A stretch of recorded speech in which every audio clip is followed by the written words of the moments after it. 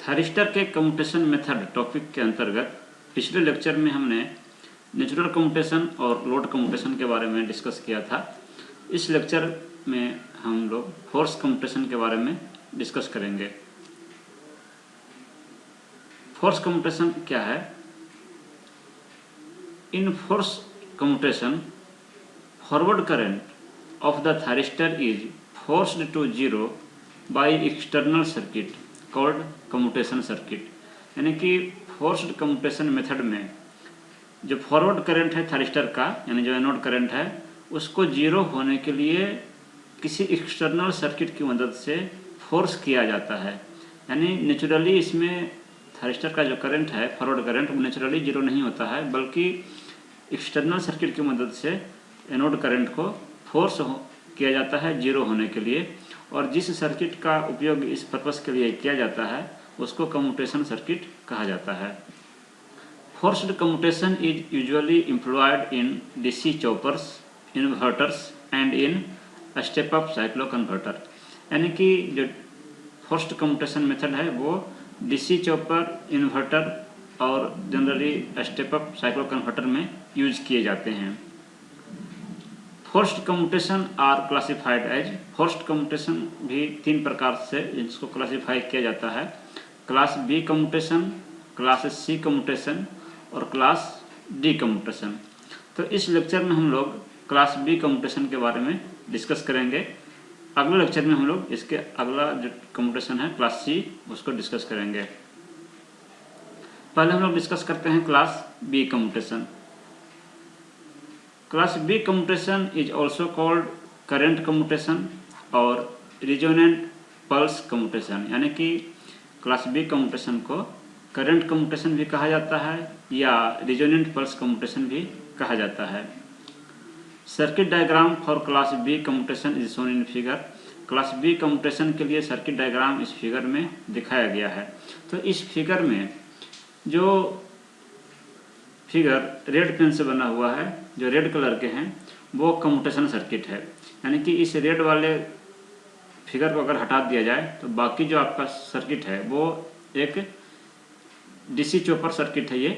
और चूँकि इसमें जो थायरिस्टर है वो नेचुरली टर्न ऑफ नहीं होगा, इसमें जो थायरिस्टर के थ्रू जो करंट फ्लो होगा वो चूँकि डीसी करंट है इसलिए नेचुरली इसमें जीरो नहीं होता है।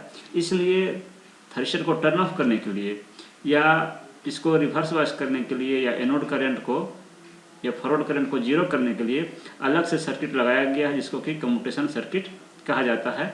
और ये जो रेड से जो फिगर बना हुआ है ये कम्यूटेशन सर्किट है इस फिगर में। तो इस फिगर में जो टीएम है ये आपका मेन थायरिस्टर है, मेन थायरिस्टर जिसको कि हमें टर्न ऑफ करना है।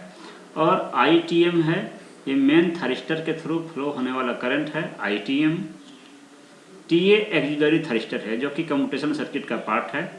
वीएस डीसी सोर्स है। V0 लोड के अक्रॉस आउटपुट वोल्टेज है और I0 लोड के थ्रू फ्लो होने वाला आउटपुट करंट है या लोड करंट है। LC जो है ये कम्यूटेशन सर्किट का पार्ट है। IC कैपेसिटर के थ्रू फ्लो होने वाला करंट है जिसको IC से डिनोट किया गया है। D एक डायोड है।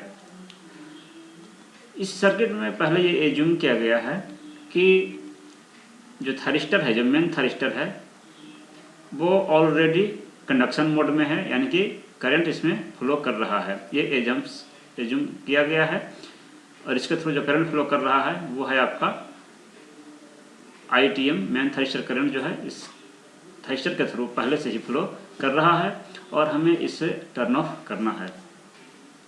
उसके बाद V0 लोड के क्रॉस का वोल्टेज है, I0 जो है ये लोड करंट है। तो दूसरा एजम्पशन जो है वो ये है कि जो लोड है उसको हाईली इंडक्टिव माना गया है। हाईली इंडक्टिव मानने का मतलब ये होता है कि अगर लोड हाईली इंडक्टिव है तो जो लोड करंट है ये कांस्टेंट होता है। तो इसलिए जो है लोड करंट को कांस्टेंट रखने के लिए लोड को हाईली इंडक्टिव माना गया है।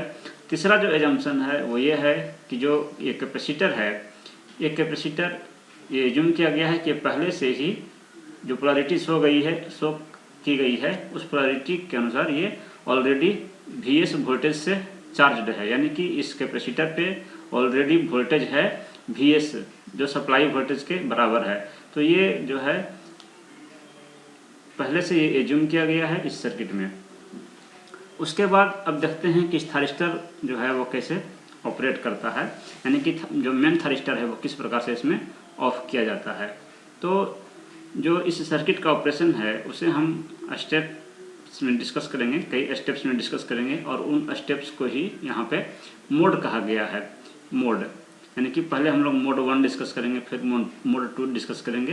तो जो थारिस्टर ये जो सर्किट है कम्यूटेशन सर्किट, इसके ऑपरेशन के स्टेप्स को हम डिफरेंट मोड्स में डिस्कस करेंगे।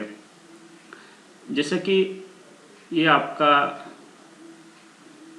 अगर ये ग्राफ अगर हम प्लॉट करें तो t=0 पे जब हम सर्किट का ऑपरेशन स्टार्ट करेंगे तो उसमें t=0 हम उसको एज्यूम करेंगे, और किसी पर्टिकुलर टाइम पे t=t1 ये होगा, किसी पर्टिकुलर टाइम पे t=t2 होगा।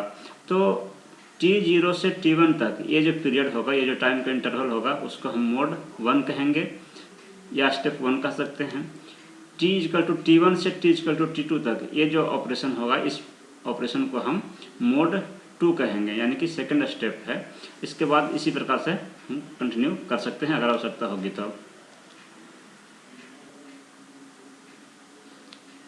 तो मेन थारिस्टर को कम्यूटेट करने के लिए एट t=t0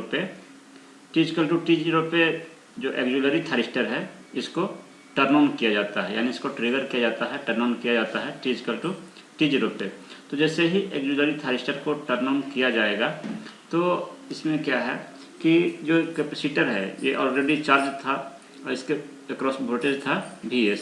तो एक कैपेसिटर जो है इस सर्किट के अक्रॉस करंट फ्लो कराना शुरू करेगा, क्योंकि जो एक्सिलरी थारिस्टर है ये आपका फॉरवर्ड बायस्ड में है, क्योंकि जो पोलरिटी है कैपेसिटर की ये इससे आपका एनोड कनेक्टेड है, इसलिए ये जो एक्सिलरी थारिस्टर है ये आपका फॉरवर्ड बायस्ड में है, इसलिए ये जो कैपेसिटर है वो करंट फ्लो कराना शुरू करेगा और इस डायरेक्शन में करंट फ्लो होगा। तो जैसा कि हम बिहेवियर ऑफ डायोड सर्किट के लेक्चर में डिस्कस किए थे कि अगर कोई सर्किट है जिसमें कि कैपेसिटर ऑलरेडी चार्ज्ड है और एक इंडक्टर कनेक्टेड है, तो इसमें जो करंट का नेचर है वो अल्टरनेटिंग करंट होता है, यानी साइन का फंक्शन होता है। तो ये जो सर्किट जो है ये आपका LC सर्किट है, तो इसलिए इसमें जो करंट होगा वो साइन का फंक्शन होगा, साइनसॉइडल करंट होगा, इसमें साइनसॉइडल करंट होगा। और चूंकि जो करंट फ्लो हो रहा है और हमने जो करंट का जो IC का जो डायरेक्शन माना है और जो करंट फ्लो हो रहा है दोनों अपोजिट में है, इसलिए कह सकते हैं कि IC जो है वो माइनस साइन ओमेगा टी होगा, जो भी यहाँ पे इसका मैक्सिमम वैल्यू हो IP साइन ओमेगा टी, तो माइनस के साथ होगा, क्योंकि जो करंट का डायरेक्शन है रियल में जो करंट का डायरेक्शन है और हमने जो माना है वो दोनों एक दूसरे का उल्टा है। तो उसके बाद हमने ये भी डिस्कस किया था बिहेवियर ऑफ डायोड सर्किट में कि हाफ साइकिल के बाद यानी t=π पे हाफ साइकिल के बाद जो है कैपेसिटर की पोलरिटी रिवर्स हो जाएगी। तो यानी एट t=t1 पे t=t1 जब मोड 1 आपका समाप्त होने को होगा उस समय आपका जो कैपेसिटर है इसकी पोलरिटी रिवर्स हो जाएगी, यानी कि उस समय कैपेसिटर का पॉजिटिव पोलरिटी ये वाला होगा और नेगेटिव पोलरिटी ये वाला होगा।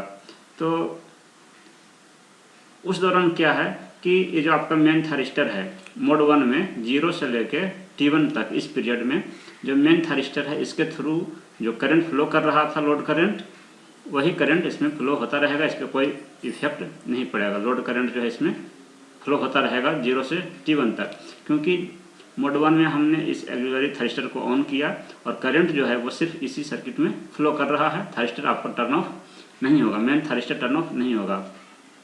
लेकिन उसके बाद अब हम सेकंड मोड की बात करें, t=t1 से t=t2 तक ये आपका सेकंड मोड है। इस मोड में अगर हम बात करें तो चूँकि एट t=t1 जो कैपेसिटर है उसकी पोलरिटी रिवर्स हो चुकी है, अब जो है ये आपका एक्सिलरी थारिस्टर जो है आपका ये रिवर्स बाइस हो गया, क्योंकि ये निगेटिव से कनेक्टेड हो गया। तो इसलिए ये थारिस्टर आपका जो है एक्सिलरी थारिस्टर ये आपका ऑफ स्टेट में चला गया, यानी कि अब इसके थ्रू करंट फ्लो नहीं होगा।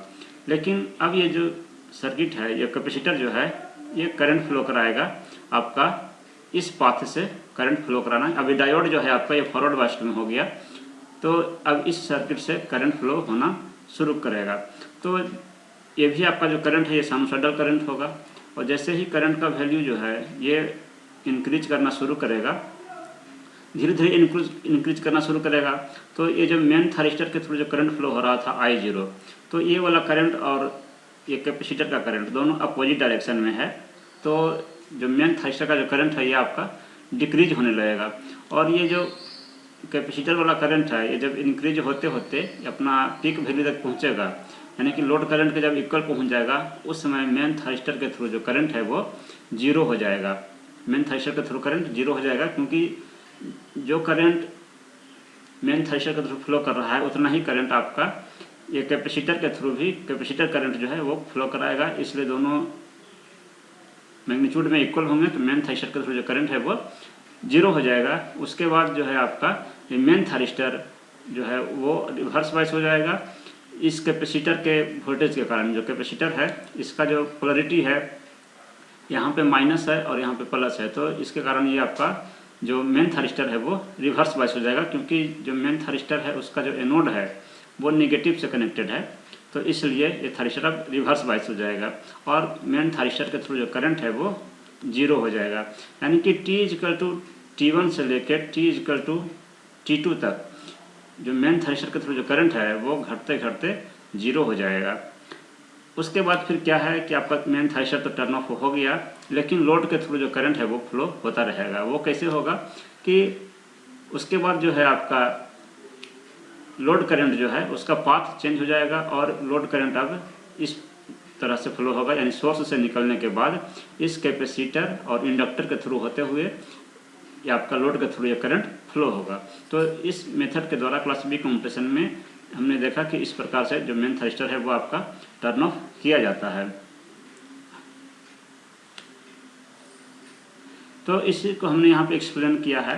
In the circuit shown Tm आपका मेन थायरिस्टर है, Ta आपका एक्सिलरी थायरिस्टर है, Itm ये मेन थायरिस्टर के थ्रू फ्लो होने वाला करंट है, I0 लोड करंट है, Vs जो है आपका सोर्स वोल्टेज है और V0 है वो आपका आउटपुट वोल्टेज है। जो भी उसमें आपका सिंबल्स है उसको हमने यहाँ पे डिफाइन कर लिया है जो हमने माना है। उसके बाद जो है initially capacitor is charge with polarity as shown, यानी कि हमने ये एज्यूम किया है कि जो कैपेसिटर है वो चार्ज्ड है और इस पर जो वोल्टेज है वो है आपका Vs मैग्नीट्यूड के वोल्टेज से वो कैपेसिटर आपका चार्ज है, और जो पोलरिटी है वो जैसा कि फिगर में दिखाया गया है वो उसकी पोलरिटी है। Load is assumed to be highly inductive so that load current through the load is constant, यानी कि लोड को हाईली इंडक्टिव माना गया है ताकि जो है लोड करंट जो है वो कांस्टेंट हो। Main thyristor is conducting the load current, यानी कि ये भी एज्यूम किया गया है कि स्टार्टिंग में एट T0 पे या T=0 पे जो मेन थायरिस्टर है वो कंडक्शन मोड में है, यानी कि उसके थ्रू लोड करंट फ्लो कर रहा था। अब हम लोग ऑपरेशन डिस्कस करते हैं। जब भी हमने ऑपरेशन डिस्कस किया उसी को हमने यहाँ पे एक्सप्लेन किया है। तो operation of the circuit can be divided in following modes, यानी कि सर्किट का जो ऑपरेशन है वो निम्नलिखित मोड्स में हमने डिस्कस किया है। T=0 से T1 इस इंटरवल के टाइम को मोड 1 कहा गया, जैसा कि अभी हमने दिखाया था। तो in this mode auxiliary thyristor Ta is made on at T=0, यानी जिस समय एक्सिलरी थायरिस्टर को ऑन किया गया उस टाइम को T=0 कहा जा रहा है। तो T=0 पे जो एक्सिलरी थायरिस्टर है उसको ऑन किया गया, तो ये थायरिस्टर जो है आपका क्योंकि फॉरवर्ड बायस था कैपेसिटर के वोल्टेज से, जो इनिशियल इस पे चार्ज था उस वोल्टेज की पोलरिटी से ये जो एक्सिलरी थायरिस्टर है ये आपका फॉरवर्ड बायस था, इसलिए इसको ट्रिगर करने के साथ ही इसमें जो है करंट फ्लो करने लगेगा। तो capacitor starts flow of current through axillary thyristor, यानी कि अब जो कैपेसिटर है वो एक्सिलरी थायरिस्टर के थ्रू करंट फ्लो कराने लगेगा। After half cycle of the current IC, यानी कि जब ये जो करंट है IC जो इसके थ्रू फ्लो कर रहा है, वो हाफ साइकिल होने के बाद, यानी कि हाफ साइकिल पूरा होने के बाद जो है एट t=t1 पे, जहाँ पे ये हाफ साइकिल पूरा हो रहा है उसी टाइम को t1 कहा जा रहा है। तो after half cycle capacitor polarity gets reverse, जो कैपेसिटर है उसकी पोलैरिटी रिवर्स हो जाएगी। ये हम पहले भी डिस्कस कर चुके थे बिहेवियर ऑफ डायोड सर्किट में। उसके बाद मोड 2 में क्या है, मोड 2 जो स्टार्ट होता है आपका t=t1 से t2 के बीच के जो इंटरवल है उसको मोड 2 कहा गया। तो in this mode eight t=t2 TA is of and diode D is forward biased, यानी कि एट t=t1 पे, एट t=t1 पे, यहाँ गलत लिखा हुआ है, t=t1 पे जो एक्सिलरी थर्स्टर है वो ऑफ हो जाएगा। ऑफ इसलिए हो जाएगा क्योंकि जो आपका कैपेसिटर है इसकी पोलैरिटी रिवर्स हो चुकी है, और रिवर्स हो चुकी है तो इसका जो एनोड है, एक्सिलरी थर्स्टर का जो एनोड है वो आपका नेगेटिव से कनेक्टेड है, इसलिए ये थर्स्टर जो है आपका रिवर्स बायस में है, तो इसलिए ये आपका ऑफ हो जाएगा। और जो डायोड है ये आपका फॉरवर्ड बायस्ड हो जाएगा क्योंकि इसका जो एनोड है वो आपका पॉजिटिव से कनेक्टेड है। Now capacitor flow the current through diode and main thruster TM। अब जो ये कैपेसिटर है ये करंट फ्लो कराना शुरू करता है डायोड के थ्रू और मेन थर्स्टर के through. Now current through TM यानी मेन थर्स्टर स्टार्ट्स डिक्रीजिंग, चूँकि जो मेन थर्स्टर है उसके थ्रू जो करंट फ्लो कर रहा था I0, लोड करंट इसके थ्रू फ्लो कर रहा है, तो वो जो करंट है वो और ये जो कैपेसिटर का जो करंट है ये दोनों चूँकि अपोजिट डायरेक्शन में है, और धीरे धीरे ये जो कैपेसिटर करंट है ये इंक्रीज करेगा साइन के वेव के अनुसार, साइन के फंक्शन के अनुसार ये इंक्रीज करेगा। तो जो कैपेसिटर का करंट जब इंक्रीज करेगा तो जो मेन थर्स्टर का करंट है ये धीरे धीरे डिक्रीज करेगा, starts decreasing as capacitor applies reverse bias through it. और ये जो आपका कैपेसिटर है ये मेन थर्स्टर को रिवर्स बायस अप्लाई करता है। ये नेगेटिव जो है आपका इसका मेन थर्स्टर का एनोड से कनेक्टेड है, तो इसलिए मेन थर्स्टर जो है आपका रिवर्स बायस हो जाता है, इसलिए भी ये करंट जो है धीरे धीरे मेन थर्स्टर का करंट धीरे धीरे डिक्रीज होने लगता है और डिक्रीज होते होते 0 हो जाएगा। उसके बाद मोड 3 में क्या है, जो जिसको कि हम T2 से T3 कह रहे हैं, मोड 3 T2 से T3। तो इन दिस मोड में जो मेन थर्स्टर है वो आपका अब ऑफ हो चुका है, क्योंकि जो कैपेसिटर है वो रिवर्स बायस अप्लाई कर चुका है, तो इसलिए ये मेन थर्स्टर का करंट इसके थ्रू करंट 0 हो गया है एट t=t2, t=t2 पे 0 हो गया। And load current flows through L and C, और जो अब लोड करंट है ये वाला जो लोड करंट है वो लोड के थ्रू कंटिन्यू रहेगा, लेकिन उसका जो पाथ है वो चेंज कर गया। पहले मेन थर्स्टर के थ्रू फ्लो कर रहा था, लेकिन अब वो जो करंट है वो आपका कैपेसिटर और इंडक्टर के थ्रू फ्लो करेगा। तो इसी चीज़ को हमने यहाँ पे वेव फॉर्म के रूप में अगर हम दिखाएं तो ये जो पहला जो फिगर है वेव फॉर्म है ये आपका लोड करंट को रिप्रेजेंट कर रहा है इसमें। तो लोड करंट जो है चूँकि हाईली इंडक्टिव माना गया है, इसलिए ये लोड करंट जो है ये आपका कांस्टेंट है। हाईली इंडक्टिव लोड के कारण जो है लोड करंट कांस्टेंट है। इसके बाद जो सेकंड वाला जो आपका ये वेव फॉर्म है ये मेन थर्स्टर के का जो करंट है उसका ये वेव फॉर्म है। तो इनिशियली 0 से T1 तक, t=0 से T1 तक मोड 1 जिसको हम कह रहे हैं, तो इस दौरान जो है आपका कैपेसिटर के मेन थर्स्टर के थ्रू करंट फ्लो कर रहा था।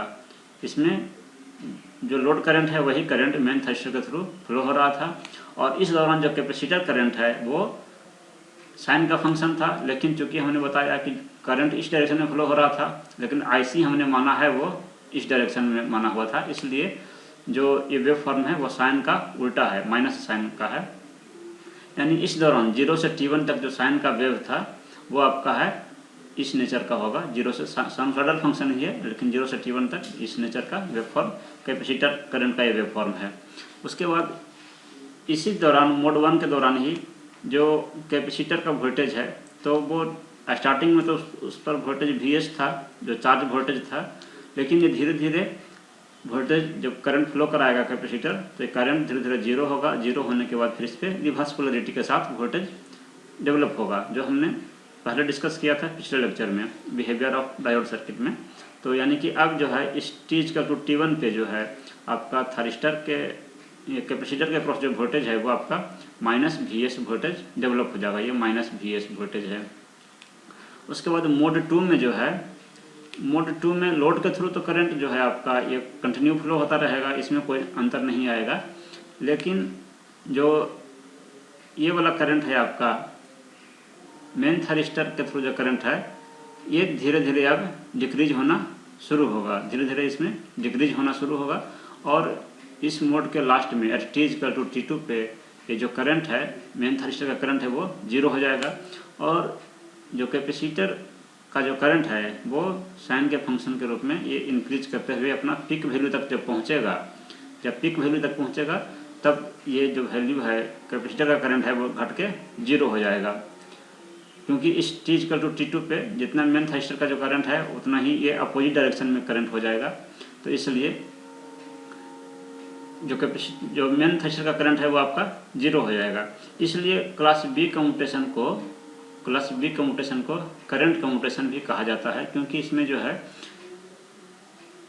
कम्यूटेटिंग सर्किट का जो करंट है वो मेन थारिस्टर के करंट को अपोज करता है और अपोज करके उसको जीरो करता है, इसलिए इसको करंट कम्यूटेशन भी कहा जाता है।